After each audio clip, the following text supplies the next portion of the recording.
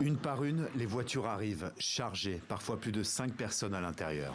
Pour ces civils, la ville de Zaporijie est un refuge. Ils ont fui Mariupol ce mercredi en profitant d'un couloir humanitaire rare, éphémère et dangereux. Selon un scénario désormais bien rodé, leur convoi a été attaqué par l'armée russe. Il y aurait eu plusieurs morts.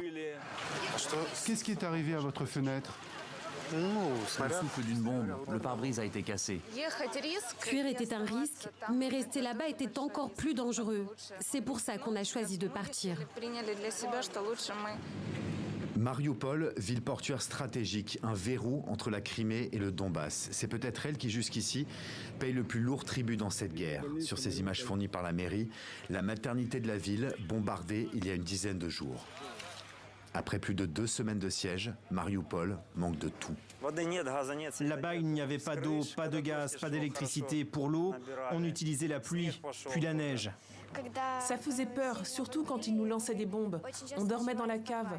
Notre maison a été touchée par une bombe et elle a complètement brûlé. Ils nous ont bombardés, on n'a plus de maison. Là-bas, il y a des cadavres dans la rue. C'est un enfer. Si l'enfer existe, alors il est là-bas. Ce jeudi, l'exode se poursuit. Selon la mairie de la ville, plus de 2200 civils seraient morts à Mariupol depuis le début de la guerre. Un chiffre pour l'instant invérifiable. Ce sont peut-être eux que ces déplacés pleurent. Elles sont désormais loin de Mariupol, même si, à Zaporijie, la guerre est toujours là.